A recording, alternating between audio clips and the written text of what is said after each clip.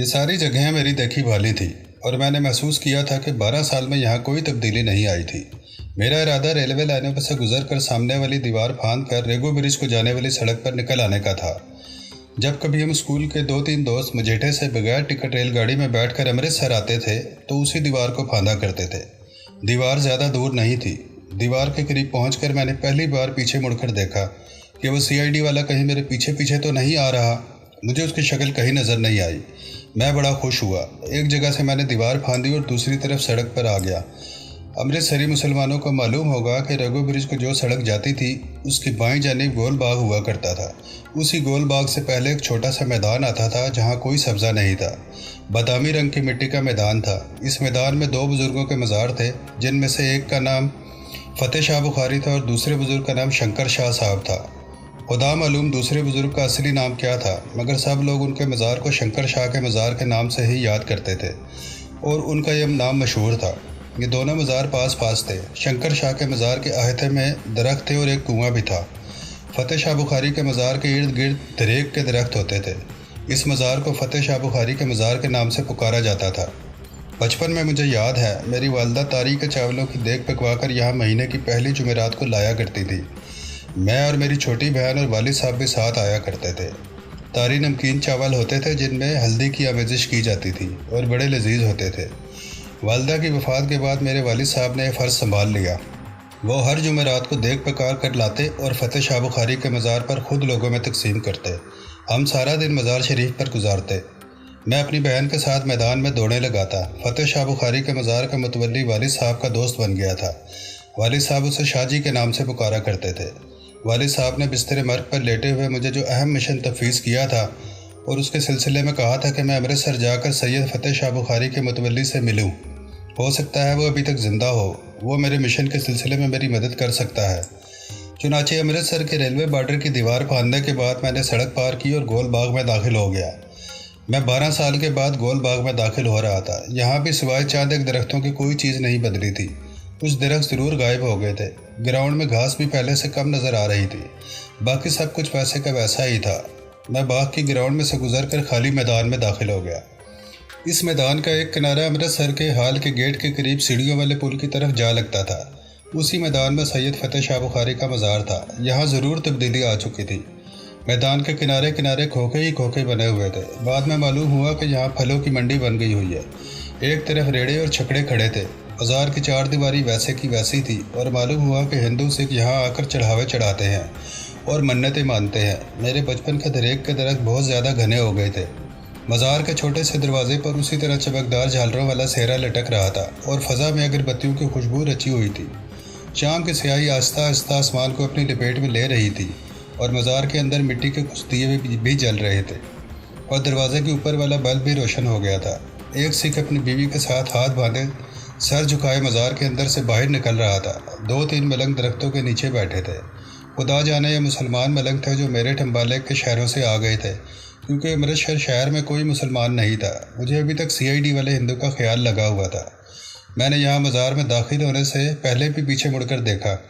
شام کا اندھیرا میدان میں پھیلنے لگا تھا۔ مجھے وہ خفیہ سروس کا ہندو کانسٹیبل کہیں نظر نہ آیا۔ یقیناً اس سے میری جان چھوٹ گئی تھی۔ میں مزار کے اندر داخل ہو گیا۔ ایک طرف کھڑے ہو کر دعائے فاتحہ پڑھی اور پھر بائیں جانب ایک کوٹری بنی ہوئی تھی، اس طرف غور سے دیکھا۔ کوٹری کے اندر بجلی کا بلب روشن تھا۔ ایک بوڑھا آدمی جس نے سبز رنگ کے کپڑے پہنے تھے اور سفید داڑھی تھی، کوٹری کے باہر ایک طرف بیٹھا کچھ پڑھ رہا تھا۔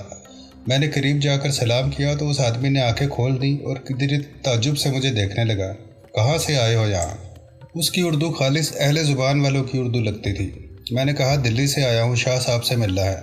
میں نے شاہ صاحب کا نام لیا جو مجھے والد صاحب نے بتا دیا تھا۔ اس شخص نے کوٹری کی طرف اشارہ کر کے کہا اندر چلے جاؤ۔ کوٹری کا دروازہ چھوٹا سا تھا اور کھلا تھا۔ میں نے جوتے باہر اتارے اور اندر داخل ہو گیا۔ ایک بزرگ صورت سبز پوش آدمی گاؤ تکیے سے ٹیک لگائے بڑے سکون کے عالم میں بیٹھا تھا۔ آنکھیں تھوڑی بند تھوڑی کھلی تھی۔ ہاتھ میں تسبیح تھی، منہ میں کچھ پڑھ رہا تھا اور انگلیاں تسبیح کے دانوں پر چل رہی تھی۔ میں سلام کر کے ادب سے ایک طرف بیٹھ گیا۔ بزرگ نے نیم با آنکھوں سے مجھ پر ایک نگاہ ڈالی، وعلیکم السلام کہا اور پھر اپنی کیفیت پر ڈوب گئے۔ کوٹری میں ہم دونوں کے سوا اور کوئی نہیں تھا۔ موقع بڑا مناسب تھا۔ میں نے بات شروع کی۔ بزرگ نے فرمایا بھائی کہاں سے آئے ہو؟ پہلے تمہیں یہاں کبھی دیکھا نہیں۔ मैंने फ़तेह शाह बुखारी के मुतवल्ली का नाम लेकर कहा कि मुझे शाह साहिब से मिलना है। मैं दिल्ली से आया हूँ। मैंने अभी इन्हें बिल्कुल ना बताया कि मैं पाकिस्तान से आया हूँ। बुज़ुर्ग ने आंखें खोलकर मेरी तरफ देखा और कहा, बरखुरदार शाह साहिब को इंतकाल हुए तो 7 बरस हो गए हैं। मुझे बताओ मैं क्या खिदमत कर सकता हूँ। मैं उनका छोटा भाई हूँ। मुझे सैयद गुलाम अली शाह कहते हैं। मैं सोच में पड़ गया कि इन पर अपने दिल का राज अफशा करना मुनासिब रहेगा या नहीं। मैं अभी सोच ही रहा था कि बाहर कुल शोरगुल की आवाज़ें बुलंद हुई। सैयद साहब ने कड़कदार आवाज़ में कहा, यह बाहर क्या हो रहा है हैदर अली। मज़ार का एक मुलाजिम घबराया हुआ अंदर आया और बोला, शाह जी बाहर पुलिस आई है, थानेदार भी साथ है, कहता है यहाँ कोई पाकिस्तान का जासूस छुपा हुआ है। मैं फ़ौरन समझ गया कि वो CID वाला हिंदू जो जालंधर या शायद दिल्ली से मेरे पीछे लगा हुआ था, वो पुलिस लेकर मुझे गिरफ़्तार करने आ गया है। मैंने जल्दी से सैयद साहब के पाँव पकड़ लिए और कहा, शाह जी मैं पाकिस्तान से एक नेक मकसद लेकर आपके दौलत खाने पर हाजिर हुआ हूँ। यकीन करें मैं पाकिस्तानी जासूस नहीं हूँ। मैं मुसलमान हूँ और आपके बड़े भाई मेरे वालिद साहब के दोस्त थे। मैं उनका ख़ास पैगाम लेकर आया हूँ। इस वक्त मुझे पुलिस से बचा लें, बाकी बातें मैं बाद में आपको बता दूँगा। सैयद साहब बड़े दलेर इंसान थे। कोठरी के कोने में लकड़ी का एक काफ़ी बड़ा संदूक पड़ा था। उन्होंने उठते हुए कहा, इस संदूक में छुप जाओ, जल्दी करो। मैंने संदूक खोला। संदूक में सब्ज़ रंग की कुछ चादरें तह करके रखी हुई थी। मैं इसमें टांगे सीने के साथ लगा कर लेट गया। सैयद साहब ने संदूक बंद करके ताला लगा दिया। मुझे ऐसी आवाज़ आई जैसे उन्होंने संदूक के ऊपर कोई टोकरा रख दिया हो। इसके साथ ही सैयद साहब बुलंद आवाज़ में बोलते कोठरी से बाहर निकल गए। यहाँ पाकिस्तानी जासूस का क्या काम, ये फ़कीरों का डेरा है। सैयद साहब की आवाज़ ज़रा दूर ही गई थी कि मुझे अंदाज़ा हुआ कि थानेदार सिपाहियों के साथ मज़ार के अंदर आ चुका है। वो कोठरी के बाहर खड़ा सैयद साहब से पूछने लगा, शाह जी हमारे मुखबर ने हमें इतला दी है कि एक पाकिस्तानी मज़ार में आया है जो दिल्ली से चला था। उसके पास सिर्फ दिल्ली का वीज़ा है, मगर वो अमृतसर पहुंच गया है। हमें मज़ार की तलाशी लेनी होगी।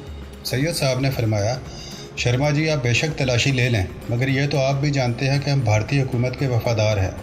अगर कोई पाकिस्तानी जासूस यहाँ आता तो सबसे पहले हम आपको इसकी इतला करते, बल्कि उसे पकड़ कर बांध लेते। आप ज़रूर तलाशी लें। आइए। संदूक के अंदर मेरे तो पसीने छूट गए थे। एक तो अंदर हब्स था उसकी वजह से, दूसरे इस खौफ से कि अगर हिंदू थानेदार ने संदूक खुलवा लिया तो मैं भी मारा गया और मेरे साथ सैयद साहब पर भी आफत नाजिल हो जाएगी। मगर सैयद साहब ने भारतीय हुकूमत और इंडिया के साथ अपनी वफादारी की बातें कुछ ऐसे अंदाज में की कि हिंदू थानेदार को ज़्यादा गौर करने का मौका ही ना दिया। थानेदार की आवाज़ आई, शाह जी हमें आपकी वफादारी पर ज़रा भी शक शुबा नहीं है, मगर हम भी अपनी नौकरी से मजबूर हैं। हमारे मुखबर ने बताया है कि उसने पाकिस्तानी जासूस को, जो नौजवान लड़का है, मज़ार की तरफ जाते देखा है। सैयद साहब ने फ़ौरन थानेदार की बात काटी। हजूरे वाला, अगर पाकिस्तानी जासूस यहाँ आता तो वह हमारी नज़रों से बचकर नहीं जा सकता था। हम तो इसी वक्त इसे पकड़ कर बिठा लेते। हो सकता है कोई ऐसा नौजवान इधर से गुजरा हो, आप खुद मुलाहिजा फरमा लें। हाँ वही लोग हैं जो रोज़ यहाँ पर मौजूद होते हैं। हिंदू थानेदार ने अपने किसी सिपाही को डांटते हुए कहा, ओए भाग यहाँ से।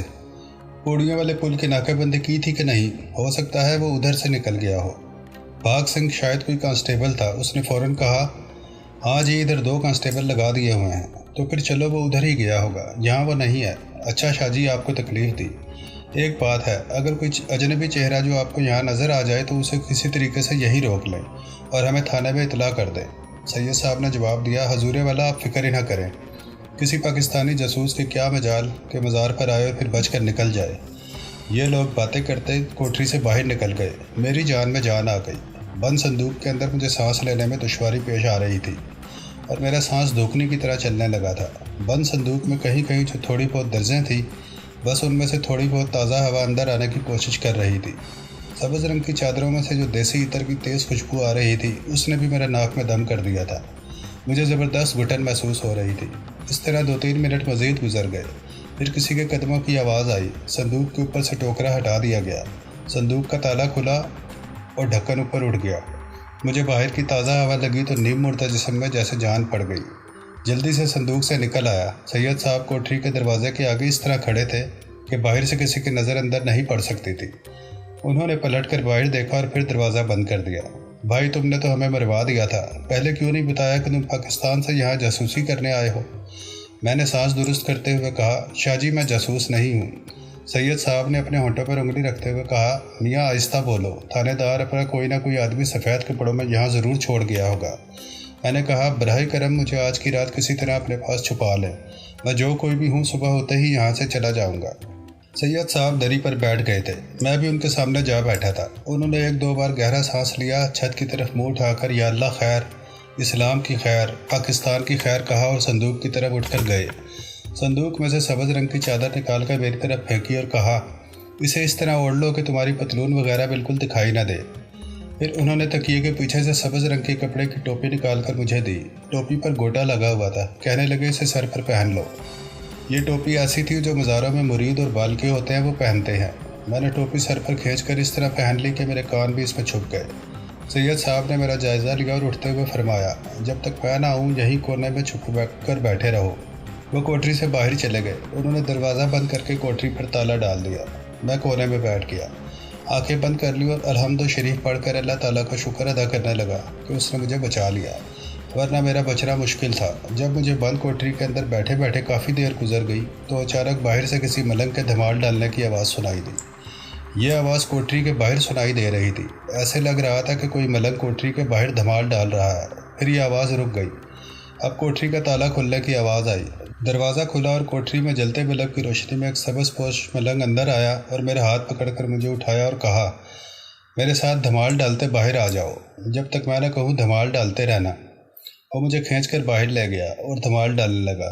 मैंने भी उसके साथ धमाल डालने शुरू कर दी। मज़ार पर उस वक्त 2-3 दरवेश किस्म के लोग इधर उधर बैठे थे।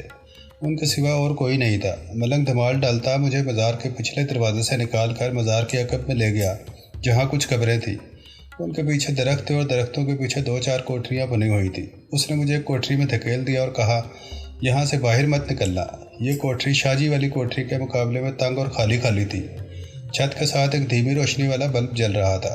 फर्श पर सफ़ बिछी थी और कुछ नहीं था। मैं सफ़ पर बैठ गया। कलंदरों वाली सब्ज़ टोपी उतार कर मैंने परे रख दी। शाह साहब ने मुझे मज़ार से उस कोठरी तक पहुंचाने का बड़ा कामयाब तरीका निकाला था। पुलिस अगर मज़ार से जाते हुए पीछे अपना कोई खुफिया आदमी छोड़ भी गई होगी या इन मलंगों में पुलिस का कोई जासूस होगा तो उसे मुझ पर शक नहीं पड़ सकता था, क्योंकि मैं जिस शक्ल सूरत में शाहजी की कोठरी में दाखिल हुआ था वहाँ से निकलते वक्त मेरा हुलिया बिल्कुल बदला हुआ था। मैं अपनी ज़िंदगी के हैरत अंगेज़ और सच्चे वाक़यात बयान कर रहा हूँ। यहाँ मैं एक बात की शुरू में ही वजाहत करना ज़रूरी समझता हूँ, आप भी उसे नोट कर लें। वो बात यह है कि मैं अपनी ज़िंदगी के वाक़यात बयान करते हुए अक्सर लोगों के नाम असली नहीं लिखूँगा। शहरों के नाम और महल्ले वकूफ़ भी दुरुस्त और सही होगा, मगर नाम और लोगों के हुलिया मैंने बदल दिए होंगे, क्योंकि भारत हमारा दुश्मन मुल्क है और मकबूजा कश्मीर अभी आज़ाद नहीं हुआ। कश्मीरी हुर्रियत परस्तों की कुर्बानियाँ और जदोजहद जारी है। लोगों के सही नाम हुर्रियत और बाज़ जगहों के हकीकी नाम लिखने से जहाद आज़ादी कश्मीर की तहरीक को नुकसान पहुँच सकता है। मिसाल के तौर पर अमृतसर में सैयद फ़तेह अली शाह बुखारी का मज़ार मौजूद है, मगर उनके मुतवल्ली शाह जी और उनके फर्जंद सैयद साहब का नाम मैंने बदल दिया है। सैयद साहब से मेरी मुलाकात भी अमृतसर में किसी दूसरी जगह हुई थी, मगर मैं इस जगह का नाम नहीं लिख सकता। लेकिन जो वाक़यात मैं बयान करूँगा वो बिल्कुल सच्चे हैं। इस वजाहत के बाद मैं वापस मज़ार की उस कोठरी में आता हूँ जहाँ एक दरवेश ने मुझे छुपा दिया था। कोठरी में बैठे मुझे घंटा 1.5 घंटा गुजर गया। अंदर कोई अंदाज़ा नहीं था कि रात कितनी गुजर चुकी है। बाहर मज़ार पर भी खामोशी छा गई थी। आखिर मुझे बाहर किसी के कदमों की चाप सुनाई दी। जो दरवेश मुझे कोठरी में बंद कर गया था उसने दरवाजे पर बाहर से ताला लगा दिया था। कदमों की चाप कोठरी के पास आकर रुक गई। फिर ताला खुलने की आवाज़ आई। दरवाज़ा खुला और सैयद साहब अंदर दाखिल हुए। उन्होंने दरवाज़ा बंद कर दिया और मेरे पास सफ़ पर बैठ गए और मुझसे पूछा, अब मुझे बताओ तुम किस मकसद को लेकर भारत में आए हो और तुमने अपनी जान खतरे में क्यों डाली है। और जिस मकसद को लेकर अपने दुश्मन मुल्क भारत में दाखिल हुआ था और जिसकी खातिर मैंने अपनी जान को ख़तरे में डाला था वो मेरी ज़िंदगी का मिशन था। इस मिशन को बयान करने के लिए मुझे वापस अगस्त 1947 के उस खून में डूबे हुए दिन की तरफ लौट कर जाना होगा जब मेरा बाप मुझे और मेरी छोटी बहन को लेकर अपने गांव से निकला था। गांव पर सिखों ने हमला कर दिया था। यह हमला गांव के मुसलमानों पर था। सिखों ने हिंदुओं के साथ मिलकर मुसलमानों को बेदरेह कत्ल करना शुरू कर दिया। गांव में एक शोर मच गया। देखते देखते मुसलमानों के मकान जलने लगे। हमारा बाप मुझे और मेरी छोटी बहन को लेकर मकान के सहन की पिछली दीवार वाले दरवाजे से बाहर को भागा। मेरी उम्र उस वक्त 9 साल की होगी। मेरी बहन मुझसे 1-1.5-2 साल छोटी थी। हम दोनों बहन भाई रोने लगे। हमारे बाप ने हम दोनों को बाजुओं से पकड़ रखा था और हमें भी अपने साथ दौड़ा रहा था। आगे ऊंची फसल वाले खेत आ गए। وہ ہمیں لے کر فصل میں گھس گیا، اس نے ہمیں وہیں چھپا دیا اور خود بھی ہمارے پاس چھپ کر بیٹھ گیا۔ ہم نے رونا بند کر دیا تھا، ہم پر دہشت طاری تھی۔ ہمارے باپ کا رنگ بھی اڑا ہوا تھا، اس کی ہونٹ خشک تھی اور وہ تھوڑی تھوڑی دیر بعد ہمیں آہستہ سے کہتا، اللہ کرم کرے گا، اللہ کرم کرے گا، آواز نہ نکالنا۔ گاؤں کی طرف سے ہمیں عورتوں اور بچوں کے چیخنے کی آوازیں آ رہی تھیں۔ سکھوں کے ست سری اکال کے نعرے بھی سنائی دے رہے تھے۔ میں ان نعروں سے واقف تھا۔ سکھوں نے جب مجھے دوسرے گاؤں سے آتے تھے تو ہمارے گاؤں کے گردوارے سے جاتے ہوئے یہی نعرے لگایا کرتے تھے۔ فصل چاولوں کی تھی اور زیادہ اونچی نہیں تھی۔ باپ نے ہمیں اپنے ساتھ فصل میں لٹا رکھا تھا۔ کچھ سکھوں کی آوازیں سنائی دی، کھیتوں کی طرف آ رہے تھے۔ ہمارے باپ نے ہم دونوں کو اپنے ساتھ لگا لیا۔ مجھے میرے باپ کے دل کی تیز دھڑکن صاف سنائی دے رہی تھی۔ سکھ آپس میں باتیں کرتے ہمارے قریب سے گزر گئے۔ ایک سکھ نے کہا، فصل کو آگ لگا دو، اندر کوئی مسلح نہ چھپا ہوا ہو۔ دوسرے نے کہا، سارے مسلے وڑ چھڈے نے، اتھے کنے آنا سی۔ پھر ایک عورت کی چیخ اور منتیں کرنے کی آواز سنائی دی۔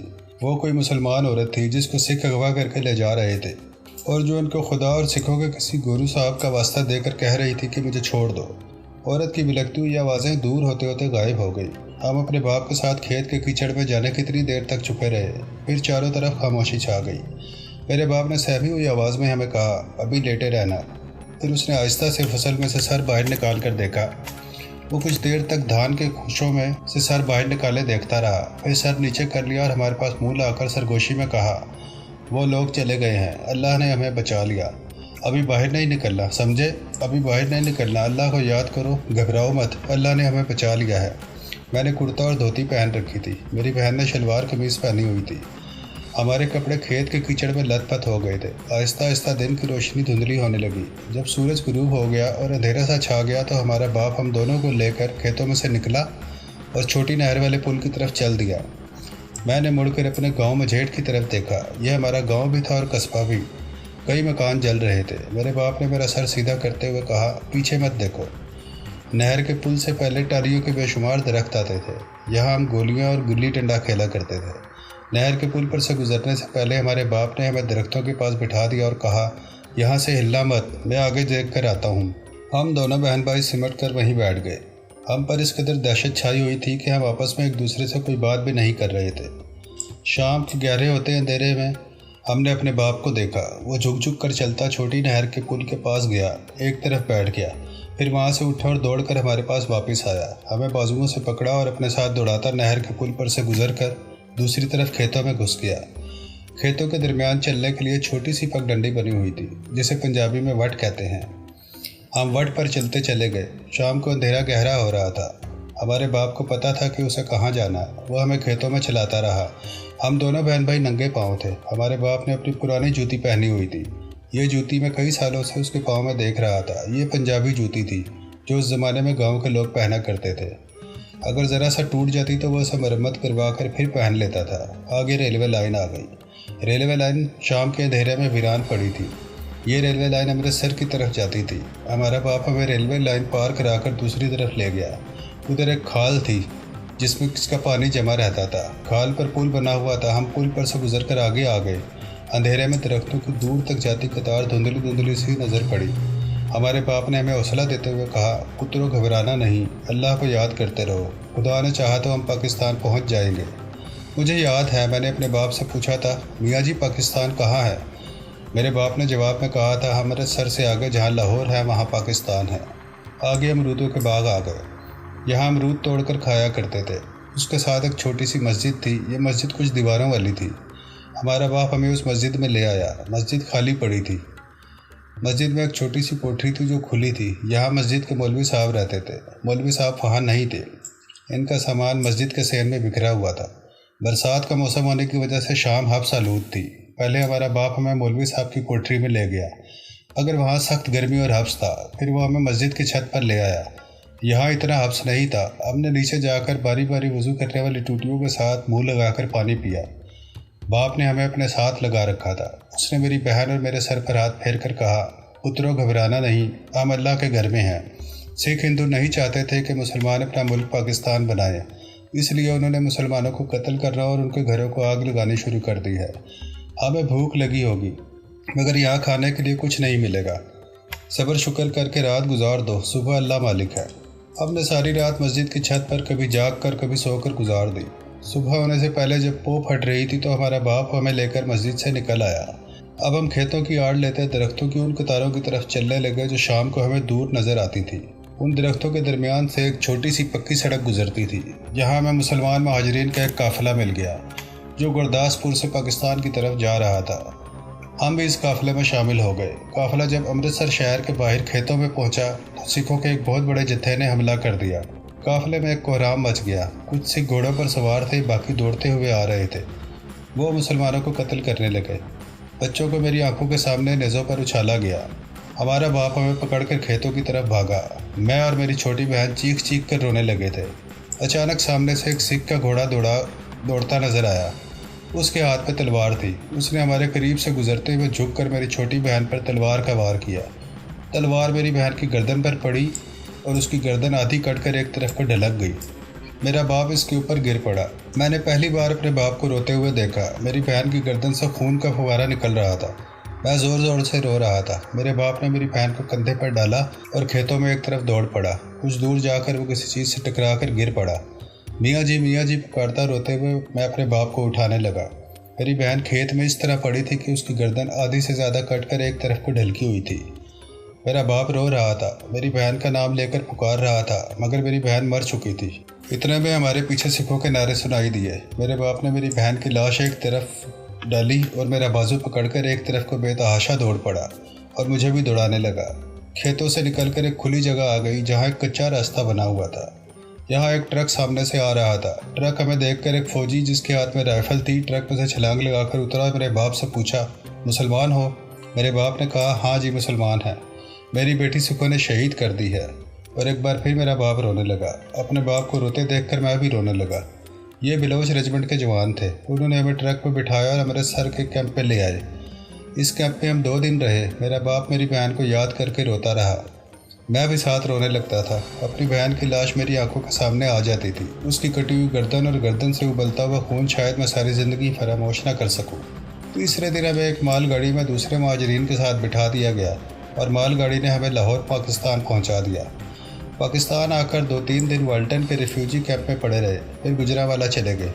وہاں میرے والد کے قریبی رشتہ دار رہتے تھے۔ انہوں نے والد کو ایک دکان الاٹ کروا دی۔ مجھیٹ قصبے میں میرے والد صاحب کی پرچون کی دکان تھی جہاں آٹا، دال، چاول وغیرہ بیچتے تھے۔ گجرانوالے میں یہ دھندا نہ چل سکا تو والد صاحب لاہور آ گئے۔ میری چھوٹی بہن کا غم والد صاحب کو اندر ہی اندر گھول کی طرح کھانے لگا تھا، مگر وہ میری تعلیم سے بھی غافل نہ تھے۔ وہ خود تو 4 جماعتیں پڑھے ہوئے تھے۔ قصبے میں اسلامی تاریخی ناول بڑے شوق سے پڑھا کرتے تھے۔ کوئی لفظ سمجھ میں نہ آتا تو مجھ سے پوچھ لیا کرتے تھے۔ محمود غزنوی ان کا پسندیدہ ہیرو تھا۔ ہم نے باغبان پورے میں ایک چھوٹا سا مکان کرائے پر لے لیا۔ والد صاحب نے یہاں پرچون کی ایک چھوٹی سی دکان کھول لی۔ مجھے اسکول میں داخل کرا دیا۔ وہ مجھے مسجد میں قرآن شریف پڑھنے کے لیے بھی بھیجتے تھے۔ میں نے قرآن پاک حفظ تو نہیں کیا، مگر پورا ترجمے کے ساتھ پڑھ لیا۔ قرآن پاک نے میرے اندر اسلام اور پاکستان کے لیے گہری محبت کا جذبہ پیدا کر دیا۔ والد صاحب سردیوں کی رات کو مجھے اپنی چارپائی پر پاس بٹھا کر محمود غزنوی اور محمد بن قاسم کے کارنامے کتاب میں سے پڑھ کر سناتے۔ ذرا ہوش سنبھالا تو میں نے بھی ان کتابوں کا مطالعہ شروع کر دیا۔ کبھی کبھی رات کو میں سو رہا ہوتا تو والد صاحب کی ہچکیاں بھر کر رونے کی آواز سے میری آنکھ کھل جاتی۔ وہ میری چھوٹی بہن کو یاد کر کے روتے تھے۔ 10ویں جماعت پاس کرنے کے بعد میں کالج میں داخل ہو گیا۔ والد صاحب کو بیٹی کے غم نے وقت سے پہلے بوڑھا اور کمزور کر دیا تھا۔ میں ان کی بڑی دلجوئی کرتا، مگر بیٹی کے قتل کا منظر نہ وہ بھولتے تھے اور نہ ہی میں بھول سکا تھا۔ وقت گزرتا گیا۔ میں زیادہ تفصیل میں نہیں جاؤں گا۔ میں نے BA پاس کر لیا اور ایک کارخانے میں مجھے کلرک کی نوکری مل گئی۔ اس زمانے میں مجاہدین کشمیر کی تحریک اپنے عروج پر تھی۔ بھارت نے کشمیر میں کشمیریوں کی مرضی کے خلاف اپنی فوجیں بھیج کر وہاں قبضہ کر لیا تھا۔ بھارتی فوج بھارتی حکومت کے اشارے پر کشمیریوں پر طرح طرح کے ظلم و ستم توڑ رہی تھی۔ کشمیری مجاہدین پر بے پناہ تشدد کیا جا رہا تھا۔ عورتوں کو اغوا کیا جاتا۔ حریت پسند کشمیریوں کو گولیوں کا نشانہ بنا کر انہیں شہید کیا جا رہا تھا۔ والد صاحب یہ سب کچھ اخباروں میں پڑھتے تو ان کا چہرہ شعلے کی طرح تمتمانے لگتا۔ وہ بہت کمزور ہو گئے تھے، مگر مسلمان کشمیری مجاہدین پر انڈین فوجیوں کے ظلم و ستم کی خبریں پڑھ کر وہ سینے پر ہاتھ مار کر کہتے، مرنے سے پہلے میں جہاد کشمیر میں ضرور حصہ لوں گا۔ اے خدا مجھے اتنی طاقت عطا فرما کہ میں مقبوضہ کشمیر میں جا کر مجاہدوں کے شانہ بشانہ کافروں کے خلاف جہاد کروں۔ ایک رات وہ دکان بند کر کے گھر آئے تو ان کی طبیعت ٹھیک نہیں تھی۔ میں نے کہا، میاں جی میں ڈاکٹر کو بلاتا ہوں۔ والد صاحب نے مجھے بازوؤں سے پکڑ کر بٹھا دیا اور کمزور آواز میں کہا، اب اس کی ضرورت نہیں ہے۔ سردیوں کی رات تھی۔ گھر میں نوکرانی ہوتی تھی جو گھر کی صفائی وغیرہ کے علاوہ کھانا بھی تیار کر دیتی تھی۔ والد صاحب چارپائی پر لحاف اوپر کر کے لیٹ گئے۔ میں ان کے لیے چاول تھالی میں ڈال کر لایا تو انہوں نے ہاتھ کے اشارے سے چاول واپس لے جانے کو کہا۔ میں دوسری چارپائی پر لیٹ گیا۔ کچھ دیر بعد مجھے نیند آ گئی اور میں سو گیا۔ آدھی رات گزر چکی تھی کہ اچانک میری آنکھ کھل گئی۔ والد صاحب مجھے آوازیں دے رہے تھے۔ میں جلدی سے اٹھ کر ان کے پاس چلا گیا۔ ان کا کمزور چہرہ زرد پڑ گیا تھا۔ ایسے لگتا تھا جیسے بدن میں بالکل خون نہیں ہے۔ میں گھبرا گیا اور والد صاحب نے آہستہ سے کہا، میں کلثوم کو نہ بچا سکا، مجھے اس کا بڑا غم ہے۔ میں نے ان کا کمزور ٹھنڈا ہاتھ اپنے ہاتھوں میں لے کر کہا، میاں جی اللہ کو یہی منظور تھا، آپ غم نہ کیا کریں۔ والد صاحب نے جیسے میری بات بالکل نہیں سنی تھی۔ انہوں نے اپنا ہاتھ میرے ہاتھ سے چھڑا کر میرا بازو پکڑ لیا۔ ان کے ہاتھ کی گرفت حیرت انگیز طور پر بڑی سخت تھی۔ انہوں نے میری طرف دیکھا اور کہا، ایک دن تمہیں بھی مرنا ہے، مگر میری طرح بستر پر لیٹے لیٹے مت مرنا، کشمیر کے جہاد میں کافروں سے لڑتے لڑتے شہید ہونا، مجھے دفن کرنے کے بعد امرتسر جانا۔ والد صاحب نے فتح شاہ بخاری کے مزار کا متولی کا نام لے کر مجھے ہدایت کی کہ میں مزار کے شاجی سے جا کر ملوں، وہ مجھے جہاد کشمیر کے میدان جنگ میں پہنچا دے گا۔ والد صاحب نے میرے بازو کو اپنی گرفت میں مزید مضبوط کرتے ہوئے کہا، جب مقبوضہ کشمیر آزاد ہو جائے تو میری قبر پر آ کر مجھے خبر ضرور سنانا، مجھ سے وعدہ کرو۔ میں نے کہا، میاں جی میں وعدہ کرتا ہوں۔ والد صاحب کے چہرے پر ایک چمک سی آ گئی۔ انہوں نے میرا بازو چھوڑ دیا اور آہستہ آہستہ بولے، جس کھیت میں اپنی بیٹی کی لاش چھوڑ آیا تھا وہاں جا کر فاتحہ پڑھنا اور اونچی آواز میں کہنا کہ کلثوم اپنے باپ کو معاف کر دینا، وہ تجھے دشمنوں کی زمین پر بے گور و کفن چھوڑ کر آیا، وعدہ کرو وعدہ کرو۔ میری آنکھوں میں آنسو تھے۔ میں نے میاں جی کا ٹھنڈا ہاتھ اپنے ہاتھوں میں لے کر کہا، میں وعدہ کرتا ہوں میاں جی، میں وعدہ کرتا ہوں۔ اس کے ساتھ ہی میاں کی روح کف سے انصری سے پرواز کر گئی۔ والد صاحب سے کیے ہوئے دونوں وعدے میرے سینے پر لکھے تھے۔ ان دونوں وعدوں کو پورا کرنا میری زندگی کا مشن بن گیا۔ یہی وہ مشن تھا جس کو لے کر میں بھارت میں داخل ہوا تھا۔ چھوٹی بہن پاکستان کے نام پر، اسلام کے نام پر شہید ہوئی تھی۔ وہاں فاتحہ پڑھ کر اس کی روح کا ثواب پہنچانا، میاں جی کا پیغام اس کی روح کو پہنچانا اور اپنی زندگی جہاد کشمیر کے لیے وقف کر دینا، یہ ساری باتیں یہاں تو میں نے پوری تفصیل سے لکھی ہیں، لیکن اس رات فتح شاہ بخاری کے مزار کی کوٹری میں سید صاحب کے چھوٹے بھائی کو میں نے مختصراً بیان کی اور اس شخص کا نام لیا جس کے پاس میرے والد صاحب نے کہا تھا، مزار کا متولی بڑے شاہ جی مجھے پہنچا دیں گے، یہ کوئی خاص مجاہد تھا، میں اس کا اصلی نام یہاں نہیں لکھوں گا، آپ جو چاہیں اس کا نام رکھ لیں، چلے کمال شاہ کا نام رکھ لیں۔ سید صاحب میری ساری باتیں سن کر سوچ میں پڑ گئے، پھر سر اٹھا کر میری طرف دیکھا اور کہا، میرے عزیز تم بڑا نیک مقصد لے کر پاکستان سے آئے ہو، جن صاحب کا تم نے نام لیا ہے میں انہیں جانتا ہوں، وہ کبھی کبھی رات کے وقت پولیس والوں کی نظروں سے چھپ کر میرے بڑے بھائی صاحب کو ملنے آیا کرتے تھے۔ میں نے کہا، بس آپ کسی طرح مجھے ان کے پاس پہنچا دیں۔ سید صاحب کہنے لگے، ان کے بارے میں صرف اتنا ہی جانتا ہوں کہ وہ ہردا ضلع ہوشنگ آباد مدھیہ پردیش سے آیا کرتے تھے۔ ان کے بارے میں میرے بڑے بھائی صاحب نے بتایا تھا کہ وہ زبردست مجاہد اور تربیت یافتہ کمانڈو ہیں، بھارتی فوج کی کمانڈو فورس میں ہوا کرتے تھے۔ وہاں سے ریلیز ہونے کے بعد اب ہردا ضلع میں ہوشنگ آباد کے کسی قریبی جنگل میں رہتے ہیں۔ وہ کیا کرتے ہیں اس بارے میں بڑے شاہ صاحب نے مجھے کچھ نہیں بتایا۔ تو یہ تھی ہماری آج کی ایپیسوڈ۔ مزید ویڈیوز کے لیے ہمارے چینل کو لائک اور سبسکرائب کریں اور بیل آئیکن کو دبا کر آل نوٹیفیکیشن آن کر لیں تاکہ آنے والی ویڈیوز کا نوٹیفیکیشن آپ کو بر وقت مل سکے۔